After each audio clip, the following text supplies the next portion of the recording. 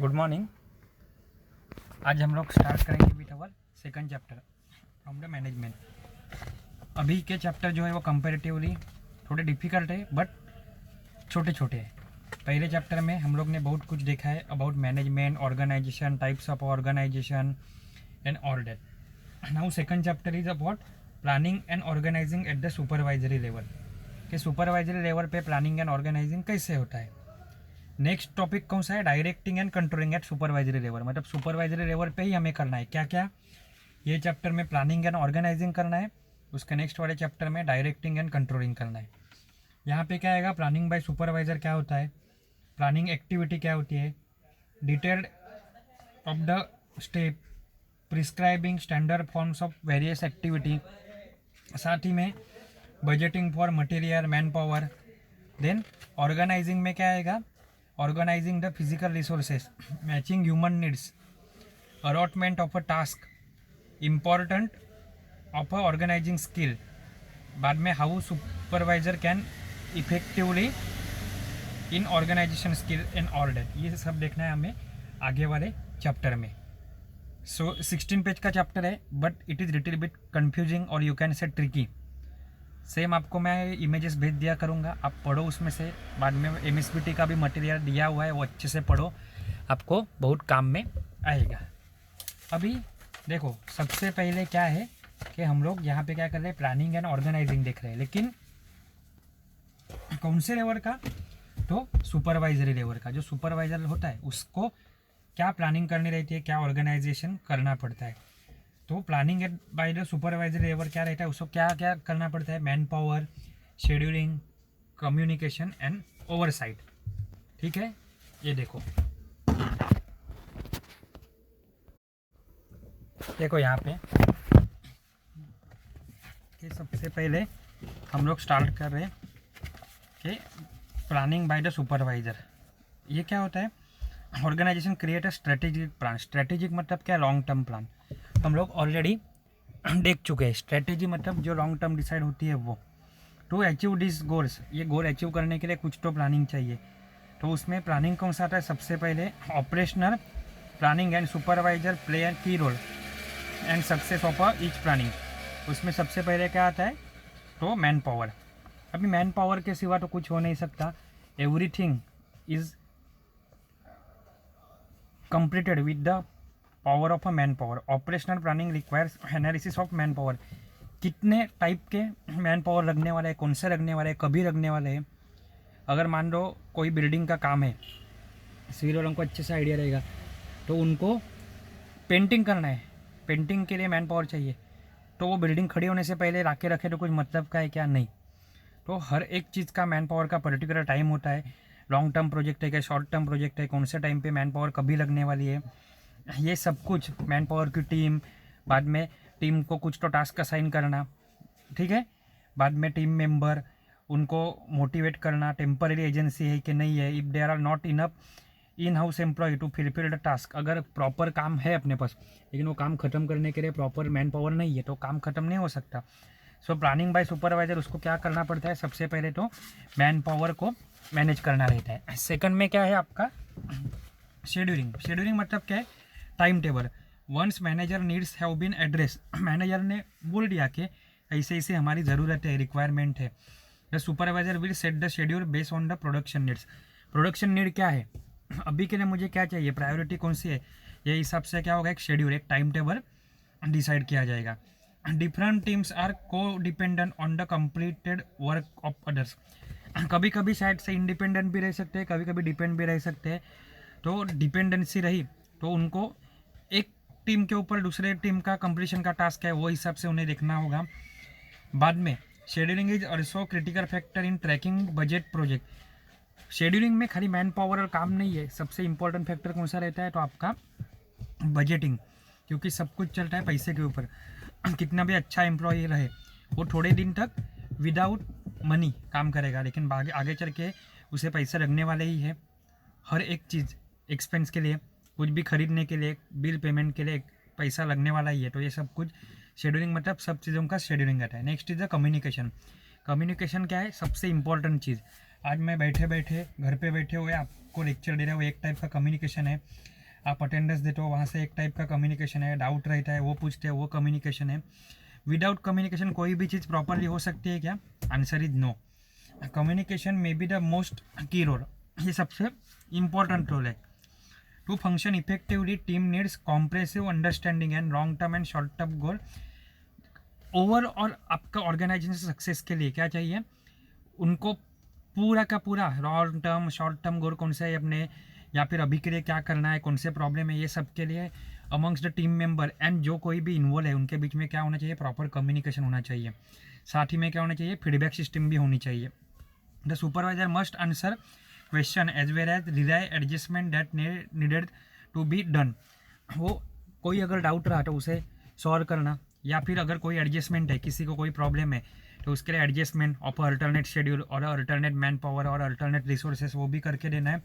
ये सब कुछ पॉसिबल किसके थ्रू रहता है? कम्युनिकेशन के through. And last is the oversight. A good supervisor always know where his project stands at any time. Oversight मतलब क्या? दूरदृष्टि जैसा बोल सकते हैं कि अभी मैं कहाँ पे हूँ, आगे चल के कहाँ पे होऊंगा। इसके लिए हमें अच्छे से मालूम होना चाहिए कि मेरा प्रोजेक्ट अभी कहाँ पे है। तो दो he performs an oversight role, he needs to become hands off if situation arises. और उसको खाली जान देना जरूरी नहीं है, अगर कुछ ऐसा प्रॉब्लम आता है तो उसके साथ उसको डील करना रहता है। The supervisor must monitor the performance of each team member. Supervising करना मतलब क्या? मॉनिटरिंग करना। एग्जाम में जो सुपरवाइजर आता है वो किसी एक स्टूडेंट को देखते नहीं बैठता, या फिर खिड़की के बाहर नहीं देखते बैठा। उसको देखने के लिए क्या चीज़ रहती है? बच्चे, उनको कोई प्रॉब्लम नहीं है, उनकी जो रिक्वायरमेंट है वो फुलफिल करो, उनको कॉपी नहीं करने दो, उनका परफॉर्मेंस चेक करो। तो सिमिलरली सुपरवाइजर परफॉर्मेंस चेक नहीं करता, लेकिन एक जनरल एक बोलने की बात है। सिमिलरली ये क्या, इससे क्या करना है? सुपरवाइजर को मॉनिटर करना है। किसे? Performance of each member. अगर वो परफॉर्मेंस मॉनिटर नहीं करेगा तो वो जान सकेगा क्या कौन आगे है, कौन पीछे है, किसको क्या प्रॉब्लम है? नहीं। फाइनली लीड कहाँ पे होगा ये? तो बैक पे चला जाएगा, कौन सा ऑर्गेनाइजेशन या फिर इंस्टीट्यूशन या फिर कंपनी। ये सब ना हो, इसके लिए क्या रहता है? उसकी ओवरसाइट अच्छी होनी चाहिए। If an employ lapse in his duty, मतलब कम पड़ रहा है या फिर काम चोरी कर रहा है, the supervisor must address and rectify the situation quickly before it affects the situation और प्रोडक्शन। अगर कोई कुछ काम चोरी कर रहा है या फिर कोई किसी को प्रॉब्लम आ रहा है, वो काम नहीं कर पा रहा है अच्छे से, तो उसके लिए क्या ज़रूरी है कि सुपरवाइज़र अच्छे से उसको देखे और वो प्रॉब्लम जो रहेगा वो सॉल्व करे। अभी नेक्स्ट क्या है? Supervisory planning for the use. First क्या मेन पैरामीटर क्या है? Full use of human resources. जितने ह्यूमन रिसोर्स हैं उनको सबको पे करते हैं, उनके पीछे भी डायरेक्टली इनडायरेक्टली अदर रिसोर्सेज लगे रहते हैं, तो वो इनडायरेक्टली अदर रिसोर्सेज का भी प्रॉपर यूज़ करना। जो स्पेस है अपने पास अवेलेबल, उसका भाड़ा देते हैं या फिर परचेस की हुई रहती है, उसका प्रॉपर यूज़ करो। अगर प्रॉपर यूज़ करेंगे तो ही पॉसिबल है कि हम लोग अच्छे से आउटपुट दे सकते हैं। एम्प्लॉय वर्क शेड्यूल, एम्प्लॉय के काम का टाइम टेबल सेट करना है। Use of other major physical resources, space छोड़ के लाइट है, एसी है, या फिर अदर रिसोर्सेज है जैसे रॉ मटेरियल है, उनका प्रॉपर यूज़ हो रहा है कि नहीं हो रहा है, ये देखना है। वर्किंग एनवायरनमेंट सेफ चाहिए। Improvement in a work procedure, अगर कोई एक प्रोसीजर से काम करने में आउटपुट आता है मेरा पर यूनिट एक दिन में, अगर कोई दूसरी मेथड में इम्प्लीमेंट करूँ या फिर यूज़ करूँ, उससे आउटपुट आएगा 4 यूनिट पर डे, तो वो और अच्छा है। तो ये सब देखना। Use and security of material supplies and data, जो कोई भी डेटा मटेरियल आएगा उसे यूज़ प्रॉपर करो। प्रॉपर यूज़ होने के साथ वो ख़त्म होगा तो उसका सप्लाई ऑन टाइम पे होना चाहिए। ये सब कुछ क्या है? Main parameters are mention below. तो ये मेन पैरामीटर कौन से है सुपरवाइजरी प्लानिंग के? तो ये 7 मेन पैरामीटर है।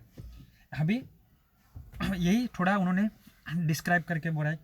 यूज ऑफ ह्यूमन रिसोर्सेज, तो प्रॉपर रिक्रूटमेंट होनी चाहिए, सिलेक्शन होना चाहिए, उनको ट्रेनिंग करो, प्रमोशन करो। ये पहले भी हम लोग देख चुके हैं। करेक्ट पर्सन करेक्ट प्लेस पे यूज करो।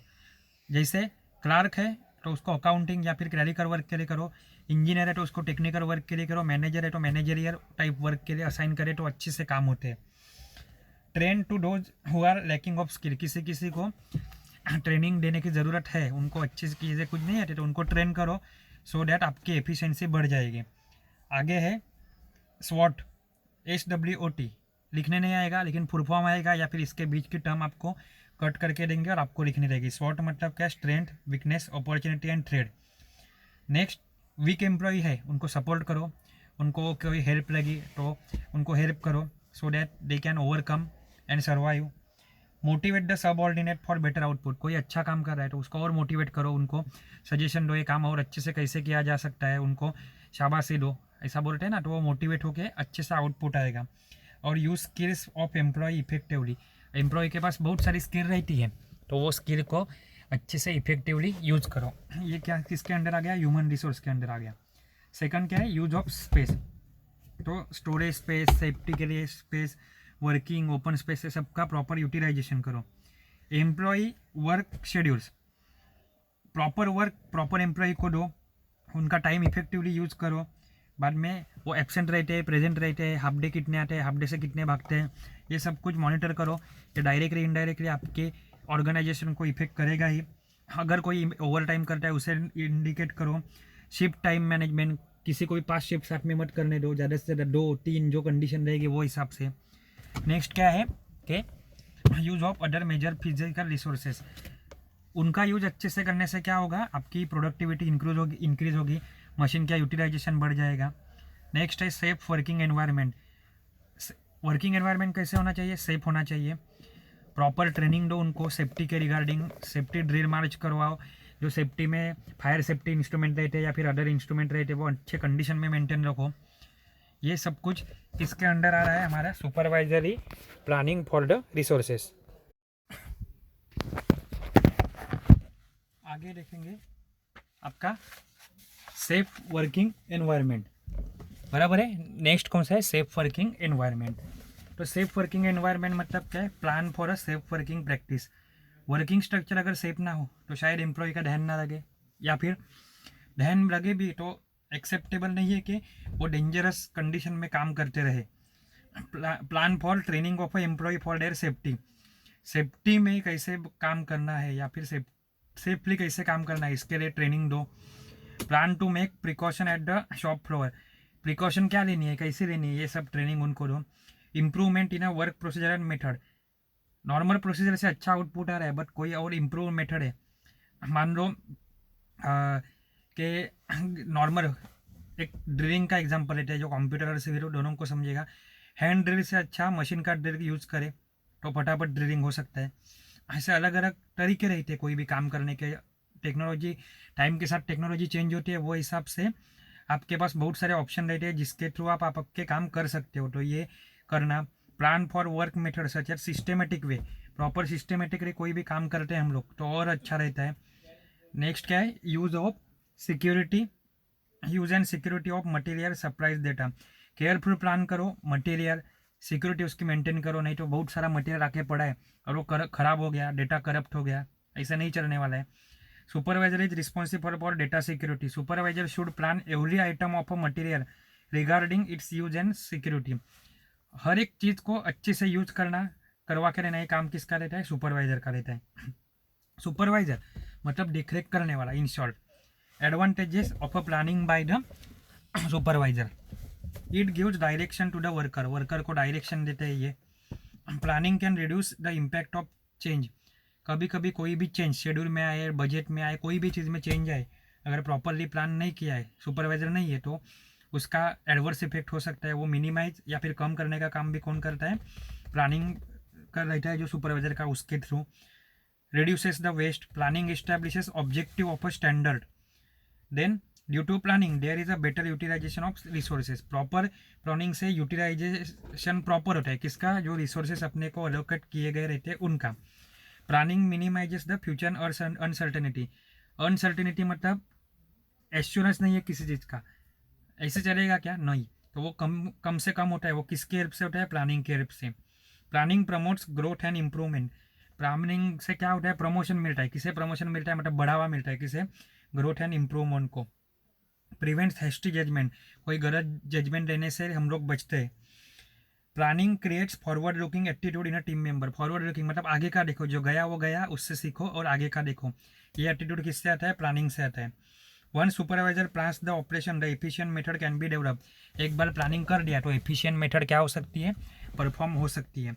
And problematic situation can be handle properly if rest of the things are plan properly. अगर बाकी सारी चीज़ों का प्लानिंग प्रॉपर हो तो एक आध चीज़ आगे पीछे हुए, कोई कहीं पे भी रिस्क दिखे या फिर कहीं पे कुछ अपना रॉन्ग तरीके से कुछ डेटा जाए या फिर रॉन्ग तरीके से एग्जीक्यूशन हो रहा है तो उसको इजीली मॉनिटर करके उसको कंट्रोल कर सकते हैं। ये सब कुछ क्या रहते हैं आपके प्लानिंग एट द सुपरवाइजरी के इम्पोर्टेंस या फिर फायदे। तो आपको थोड़ा सा कुछ समझ में आया रहेगा। सिमिलर ही है। तो सबसे पहले हम लोग ने क्या देखा, प्लानिंग बाय सुपरवाइजर में मैनेजर, शेड्यूलिंग, कम्युनिकेशन।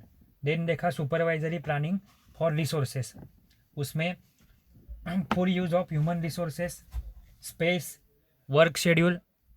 देन देखा major physical resources, working environment, improvement in work procedure and use and security of material supplies and data.